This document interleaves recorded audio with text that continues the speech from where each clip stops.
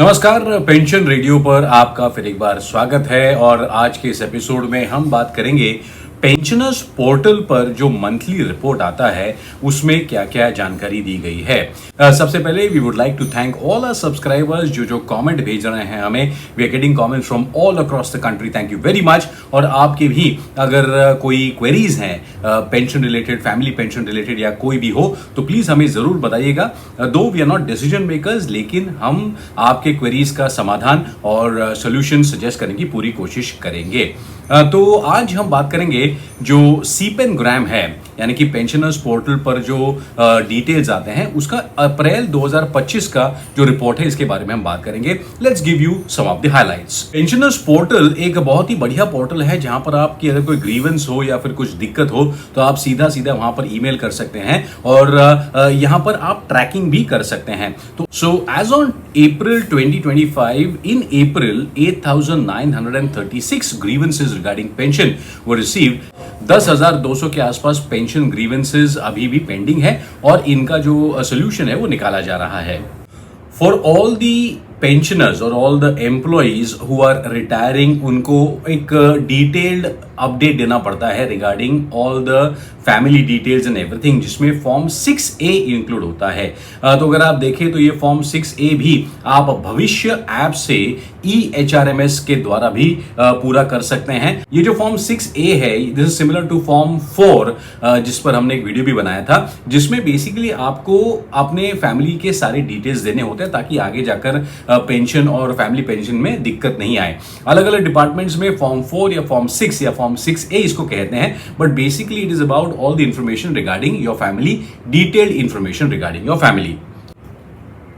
और अप्रैल के महीने में अगर हम देखें तो 5,283 5,283 pension applications through form 6A वो रिसीव्ड। इसका मतलब ये है कि जो नए एम्प्लॉइज रिटायर हो रहे हैं वो इस फॉर्म का पूरा इस्तेमाल कर रहे हैं। आपको ये भी बता दें कि फिलहाल development work of integration of form 6A in the PFMS portal is being done. एक बार ये पूरा अगर हो जाए तो end to end digitization of pension process starting from submission of pension application with e-signatures, processing cases by the HOO with e-signatures etc, issuance of e-PPO और साथ ही में final disbursement of pension to the bank account of the pensioners. ये सारे जो बातें हैं ये सारे डिजिटाइज होने वाली है, जिसका एक बहुत बड़ा फायदा होगा, क्योंकि कई बार ऐसा होता है कि physically sometimes it becomes very difficult to get one document from one place, submit it to another and then आपका पेंशन जो है ये शुरू हो जाए।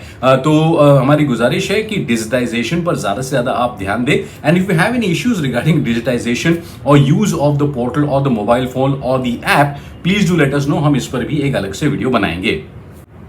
इस रिपोर्ट में एक और इंटरेस्टिंग बात बताई गई है कि the process of integration of CGHS with भविष्य हैज बीन कंप्लीटेड और इसी महीने जून जुलाई 2025 के आसपास ये लॉन्च भी हो जाएगा, ताकि भविष्य ऐप के द्वारा CGHS के जो भी आप जो फैसिलिटीज लेते हैं या फिर जो भी आपका प्रोसेस है वो आप डिजिटली भी भविष्य ऐप से कर सकते हैं regarding CGHS। The integration of CGHS with Bhavishya would enable ensured medical cover to all retiring government employees, those who seek to avail the CGHS facility from the very first day of retirement. With the integration, retiring employees will be able to submit the CGHS application form online, make payments on the Bharat Kosh portal. CGHS card will be generated immediately and an intimation will be sent to the Bhavishya portal, जिसकी वजह से आप ये जो card आप मिल रहा है ये कार्ड प्रिंट भी करा सकते हैं और CGHS में सीधा वो कार्ड और आपका जो एप्लीकेशन है वो भी पहुंच जाएगा। So digitisation will make things much more easier so that you can avail facilities of CGHS very easily. एक और बात यहां पर आई है कि दो नए बैंकों का इंटीग्रेशन किया गया है। Yes, two new banks, that's Bank of Maharashtra and Indian Bank, are being integrated with the भविष्य ऐप this year। कुल मिलाकर 7 बैंक्स हैं जो अब तक भविष्य ऐप से इंटीग्रेट की गई हैं और ये लगभग 92% ऑफ पेंशनर्स को कवर करेगा। ये होने से फायदा ये हो जाएगा कि एक सिंगल स्टॉप फैसिलिटेशन हो जाएगा for documents like income tax certificate, pension slip, due statement, raw statement, DLC, status of the pension, ये सारा हो जाएगा। तो बैंक ऑफ महाराष्ट्र और इंडियन बैंक को भी अब ऐड कर दिया गया है and now on the Bhavishya app there are integrated with 7 different banks. अगर इस पाई चार्ट को देखें जो इस रिपोर्ट में बताया गया है तो लगभग 26,000 से ज्यादा almost 26,500 odd employees are going to retire in the next 15 months. Now this is important that all the retiring employees now will need to get their paperwork done, get themselves digitized, CGHS, PPO, ये सारा चीज करना पड़ेगा और आगे जाके आपकी भी कोई दिक्कतें हो पेंशन रिलेटेड तो हम वो सॉल्व कर सकते हैं। तो let us make sure that we reach out to all these employees who are going to retire in the next 15 months so that pension radio से हम आपको और भी इंटरेस्टिंग और इंपॉर्टेंट जानकारी लगातार देते रहें। तो ये थे कुछ updates from the report of April 2025 from the pensioners portal. आने वाले वीडियो में हम इस अप्रैल के महीने में कई सारे सक्सेस स्टोरीज जो हुई हैं जिनके ग्रीवेंसेस प्राप्त हुए और उनका जो केस है वो प्रॉपरली डिस्पोज हो गया, क्लियर हो गया, इसके बारे में भी चर्चा करेंगे।